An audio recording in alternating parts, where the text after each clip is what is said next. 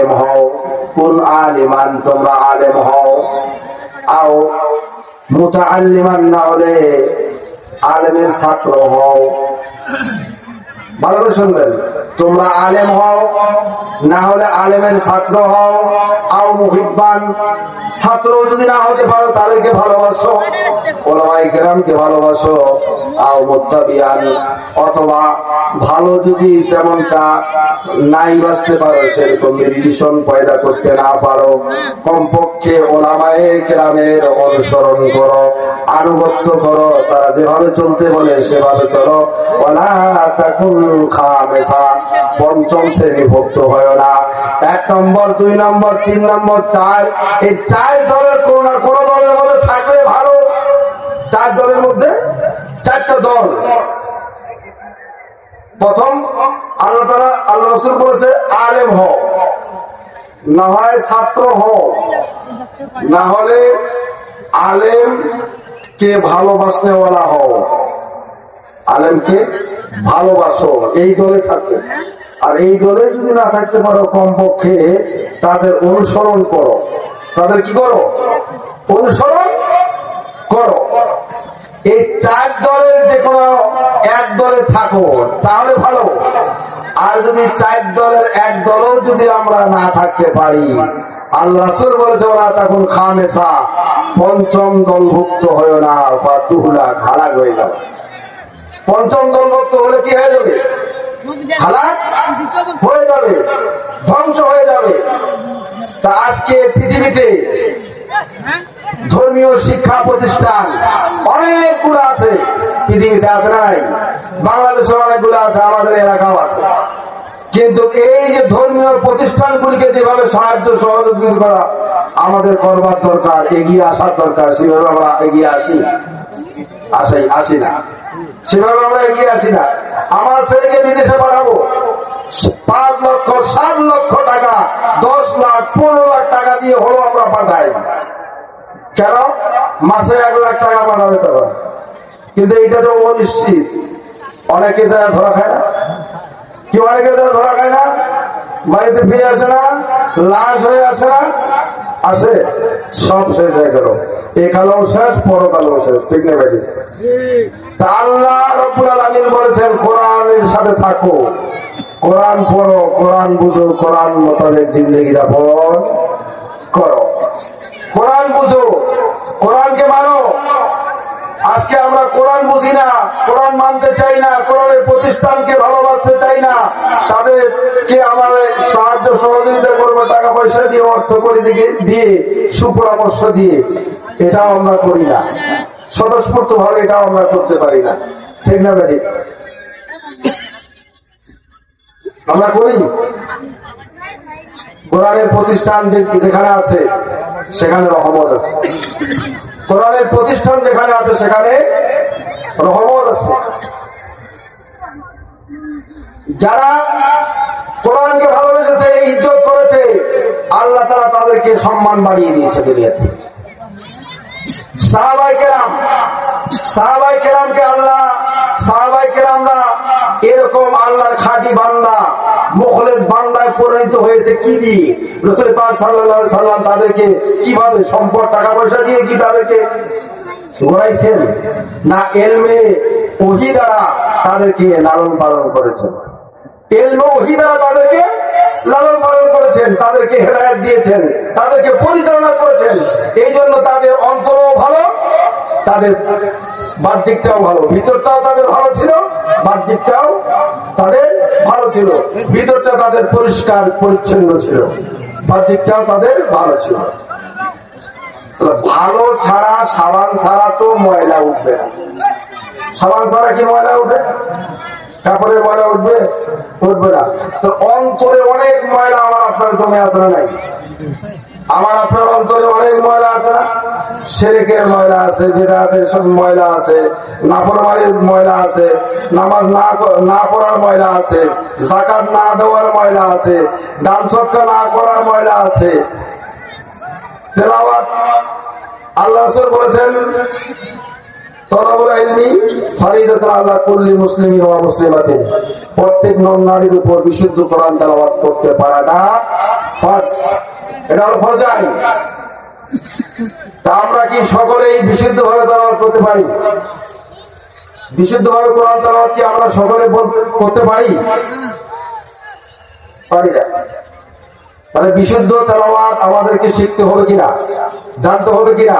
যারা আমরা জানি নাই, জানতে পারি নাই, আমাদের ছেলে সন্তানকে দিয়ে এরকম মাদ্রাসাকে কি করব? আমরা সহযোগিতা করব। খালি অর্থ দিয়ে সহযোগিতা না, বিভিন্ন ভাবে আমরা সহযোগিতা করতে পারি। সন্তান দিয়েও সহযোগিতা করতে পারি, এটা একটা সহযোগিতা।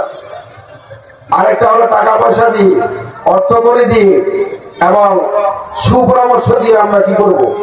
সহযোগিতা করব। তো এখানে আল্লাহ রাব্বুল আলামিন বলেছেন যে কোরআনুল কারীমের মাধ্যমে বান্দাকে গুনাহ থেকে, পথভ্রষ্টতা থেকে, অন্ধকার থেকে আলোর পথে আনার জন্যই আল্লাহ তাআলা কোরআনুল কারীম কি করেছেন? নাজিল করেছেন।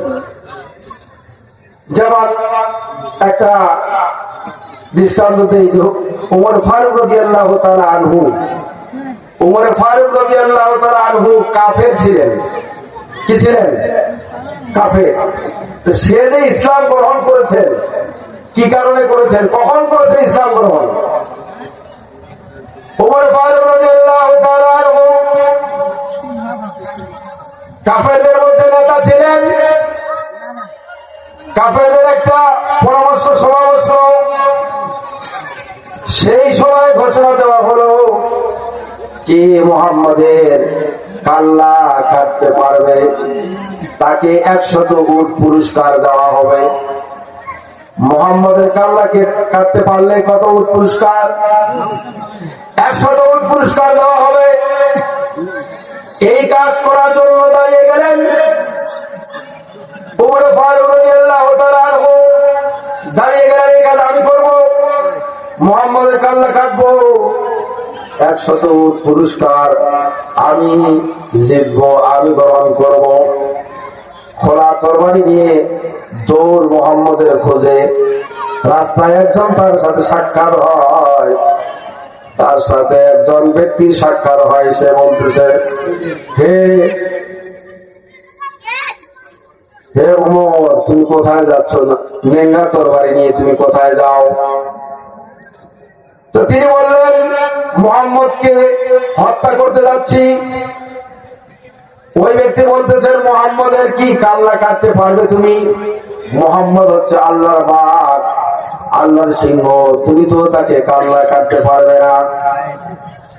তখন ওমর ফারুক রাদিয়াল্লাহু তাআলা আনহু বললেন, ওই দুর্ভাগা, তুই মনে হয় বাপদাদার ধর্ম ছেড়ে দিয়ে মুহাম্মদের ধর্ম গ্রহণ করেছিস, এই জন্য তোমার মুখে এই কথা বের হচ্ছে। আগে তোকে আমি হত্যা করব, তোকে আগে শেষ করব। তার দিকে যখন অগ্রসর হলেন হত্যা করার জন্য, ওই ব্যক্তি বলতেছে, আমাকে পরে হত্যা করো, আগে তোমার বাড়ি সামলাও। তোমার বোন ফাতেমা মুহাম্মদের ধর্ম গ্রহণ করেছে, সে ঈমানদার হয়েছে। এই কথা শোনার সঙ্গে সঙ্গে সে ব্যক্তি বোনের বাড়ির দিকে দৌড় দিল। দৌড়াইতে দৌড়াইতে যাইতে যাইতে যাইতে যাইতে দেখে বাড়ির কাছে যখন গেল, বাড়ির ভিতর থেকে আওয়াজ আসতেছে, কোরআন তেলাওয়াতের আওয়াজ আসতেছে। তার সন্দেহ বেড়ে গেল। কোরআন তেলাওয়াতের আওয়াজ আসতেছে, তার সন্দেহ বেড়ে গেল। তাড়াতাড়ি করে ঘরের মধ্যে প্রবেশ করলো। করার পরে দেখে তার বোন ফাতেমা, যখন দেখে আমার ভাই ওমর আমার বাড়িতে আসছে, ঘরের ভিতরে ঢুকে পড়েছে, তাড়াতাড়ি করে কোরআনের পাতাগুলি লুকিয়ে ফেললো।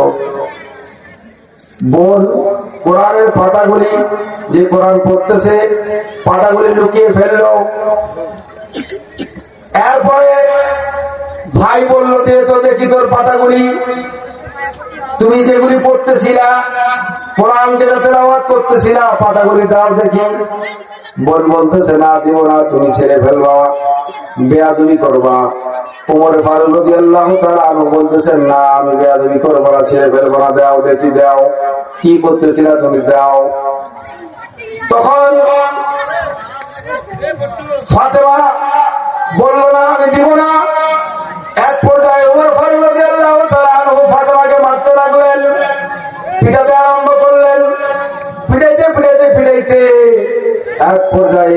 শরীর থেকে রক্ত ঝরতেছে। বোনের শরীর থেকে যখন রক্ত ঝরে তখন ফাতেমা ডাক দিয়ে বলে, ভাইকে, ভাই রে, তুমি যদি আমাকে মারতে মারতে মেরে ফেলো, তারপরও আমি ইমান ছাড়বো না, কোরআন ছাড়বো না। আমি ইমান আনছি, ইমান ছাড়বো না। আমি কোরআন পড়েছি, কোরআন ছাড়বো না। মরতে প্রস্তুত আছি, আমি মারা গেলেও মারা যাবো, কিন্তু ইমান ছাড়বো না, কোরআন আমি ছাড়তে পারি না। বোনের তেজদীপ্ত কথাগুলি, বর্ণনাগুলি, বক্তব্যগুলি শোনার পরে ওমর ফারুক রাদিয়াল্লাহু তাআলা আনহুর মধ্যে, হৃদয়ের মধ্যে দাগ কাটলো, ধিক্কার লাগলো। হায় রে, বোনকে এমন মারা মারলাম, শরীর থেকে রক্ত ঝরতেছে, রক্ত পড়তেছে, তারপরেও কোরআনের পাতাগুলি দিচ্ছে না, সে ইমান ছাড়তেছে না। ওমর ফারুক রাদিয়াল্লাহু তাআলা আনহু বললেন, বললে, ও বোন, দাও তো দেখি তুমি কোন আয়াতগুলি পড়তেছিলা, কোথা থেকে তুমি পড়তেছিলা, তোমার পাতাগুলি, কোরআনের পাতাগুলি দাও। ফাতেমা বললেন, না, দিব না। তুমি যদি কোরআনের পাতাগুলি স্পর্শ করতে চাও, পড়তে চাও, তাহলে পবিত্র হয়ে আসো, তুমি অপবিত্র, তোমার উযু নাই, বিনা উযুতে কোরআন শরীফ ধরা যায় না, পাঠ করা যায় না। ওমর ফারুক রাদিয়াল্লাহু তাআলা আনহু বললেন, ঠিক আছে, আমি উযু করব, পবিত্র হয়ে আসব, তারপরেও আমি কোরআনের পাতাগুলি দেখবো, পড়বো, দেখি কোরআনে কি আছে। কোরআনের জন্য মানুষ পাগল হয়ে যায়, জীবন পর্যন্ত দিয়ে দেয়, দেখবো কি আছে কোরআনে। তখন উযু করে আসলেন, আসার পরে কোরআন শরীফ এখনো পুরা নাযিল হয়ে ছাড়েনি, যতটুকু নাযিল হয়েছে তার মধ্যে থেকে অনেক সূরাতুত তোহা পাঠ করতে শুরু করলেন।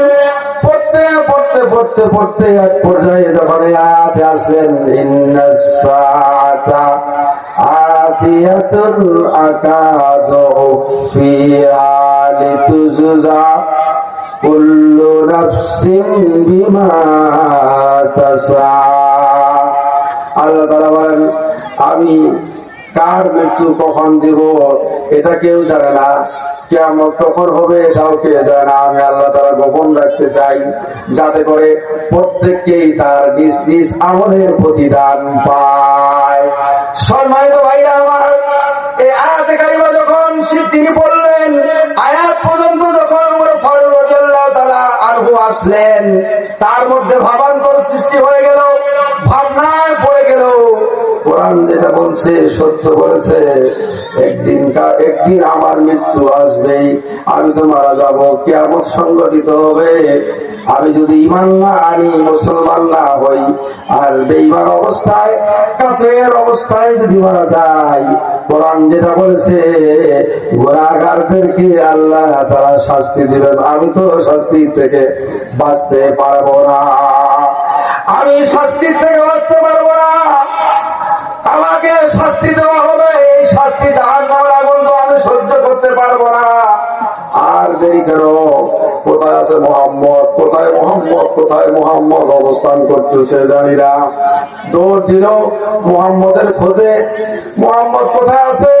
13 জন সাহাবায়ে কেরামকে নিয়ে সাফা পাহাড়ের পাশে আরকাম রাদিয়াল্লাহু তাআলা আনহুর বাইতে মুহাম্মদ সাল্লাল্লাহু আলাইহি ওয়াসাল্লাম সাহাবায়ে কেরামকে দিন শিক্ষা দিচ্ছিল, গোপনে গোপনে দিন শিক্ষা দিচ্ছিল। সেখানে উনি ওমর ফারুক রাদিয়াল্লাহু তাআলা আনহু তার বাড়িতে গেলেন। যাওয়ার পরে বাইরে থেকে পরাঘাত করলেন, দরজায় বাড়ি দিলেন।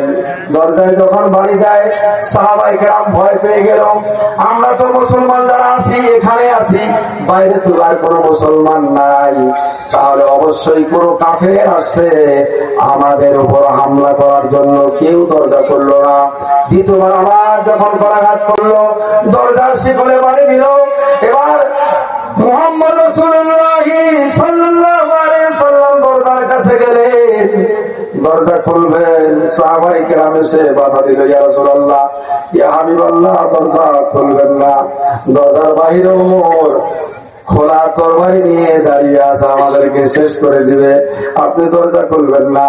আল্লাহ রাসূল বললেন, সাহাবায়ে কেরামকে বাধা দিয়ে বললেন, সাহাবায়ে কেরাম রে, তোমরা আমাকে বাধা দিও না, আমি দরজা খুলবো, মুহাম্মাদের কাছে যাব।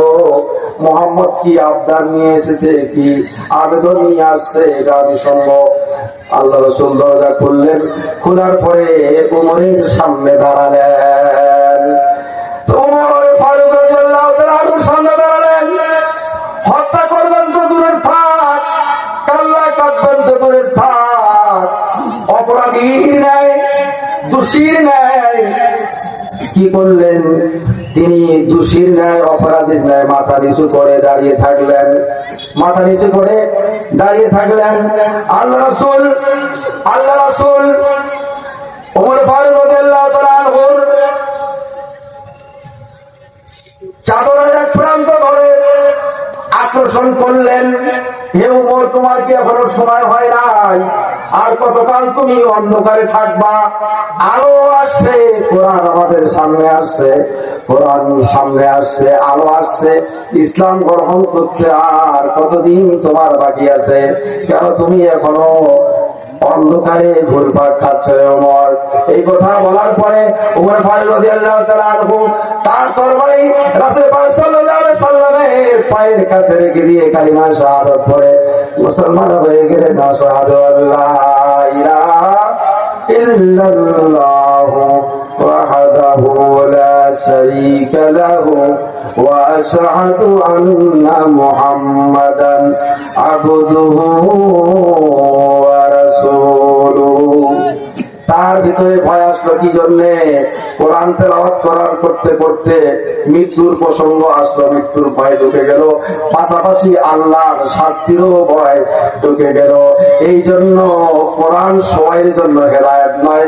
যারা ভয় করবে, তাকওয়ার জীবন যাপন করবে, আল্লাহকে ভয় করবে, পরকালকে ভয় করবে, কবরকে ভয় করবে, তাদের জন্য কোরআন ফায়দামান হবে, তাদের জন্য কোরআন লাভবান। যাই হোক, এখন কথা হলো এই কোরআনের প্রতিষ্ঠান, এই কোরআনের প্রতিষ্ঠান, আজকে এই প্রতিষ্ঠান থেকে 4 জন হাফেজে কোরআনকে দস্তরবন্দি করা হবে, পাগড়ি প্রদান করা হবে। এইটা কি ভালো না খারাপ? এটা কি ভালো না খারাপ? তাহলে এই প্রতিষ্ঠানটাকে টিকে থাকতে হলে কিয়ামত পর্যন্ত এই প্রতিষ্ঠানটা টিকে থাক আমরা চাই না? আমরা চাই? কারা কারা চাই? আল্লাহকে দেখাই। লিল্লাহি তাকবীর, লিল্লাহি তাকবীর। কোরআন হাদিস যেখানে, আলেম ওলামা যেখানে, আলেম ওলামা যেখানে, লিল্লাহি তাকবীর। আমি আপনাদের সামনে, আপনাদের কাছে একটা আবেদন করব। আমি শুনলাম এই মাদ্রাসার নিজস্ব জায়গা নাই, নিজস্ব জায়গা নেই, মানে জমিন নাই। তবে 10 শতক জমি ক্রয় করা হয়েছে, তার মানে ক্রয় বলতে বায়নাপত্র হয়তো বা দেওয়া হয়েছে 10 শতক জমি। তাহলে এমন কোন বান্দা আছে, এরকম কোন বান্দা এখানে নাই? 1 শতক জমির দাম 50,000 টাকা। আচ্ছা, কারো যদি মনে করেন দুরারোগ্য হয়, কঠিন ব্যাধি হয়, লক্ষ লক্ষ টাকা, নিজের বাংলাদেশে হোক, বিদেশে হোক, মাদ্রাসা হোক, আমরা যাই ভেলোর ইত্যাদি, বিদেশে মনে করেন 4 লাখ, 5 লাখ, 6, 7, 8, 10, 12, 15 লাখ টাকা খরচ করি, তারপর জীবনটাকে বাঁচাইতে পারি না। পারি কি? জীবনটাকে বাঁচাইতে পারি? এই শরীর, এই শরীরটা যদি রোগে মারা যায়, ইমান যদি থাকে, সে জান্নাত যাবে। সে কি যাবে? জান্নাত যাবে। আর শরীরকে যদি আমরা বাঁচাই, শরীর সুস্থ রাখার চেষ্টা করি, আর যদি বেঈমান হই, আত্মা যদি রোগী হয়, অন্তঃকরণ যদি কি যায়, নষ্ট হয়ে যায়, রোগাক্রান্ত হয়, তার এই অন্তর নিয়ে মারা গেলে নিশ্চিত জাহান্নাম ধরার উপায় নেই। তা আমি আপনাদের কাছে উদাত্ত আহ্বান জানাবো, এমন কোন বান্দা আছে যাদের পিতা মাতা দুনিয়াতে নাই, দুনিয়া থেকে চলে গেছে, পিতা মাতা দুনিয়াতে নাই, ইন্তেকাল করেছে, আমরা সেবা যত্ন করতে পারি নাই তার জীবদ্দশায়। যেই বাবা মা আমাদেরকে না খাওয়াইলে বাবা মা খায় না। আমরা ততক্ষণ পর্যন্ত বাড়িতে না যাইতাম, কোন বাবা আছে মা আছে ঘুমায় না, চোখ বন্ধ করে না, আছে নাই? তা আমি এমন 10 জন বান্দাকে দেখতে চাই আল্লাহ তাআলার জন্য, আল্লাহকে রাজি খুশি করার জন্য। 10 জন বান্দা আশারায়ে মুবাশশারা দুনিয়াতে থেকে 10 জনের ব্যাপারে আল্লাহ তাআলা জান্নাতের সুসংবাদ দিয়েছেন কিনা? 10 জনের ব্যাপারে আল্লাহ তাআলা সুসংবাদ দেয়নি? আশারায়ে মুবাশশারা। আমি 10 জন এমন বান্দা, আল্লাহর মনোনীত বান্দা দেখতে চাই। 10 জন, বেশি নয়, 5000 করে টাকা দিবে।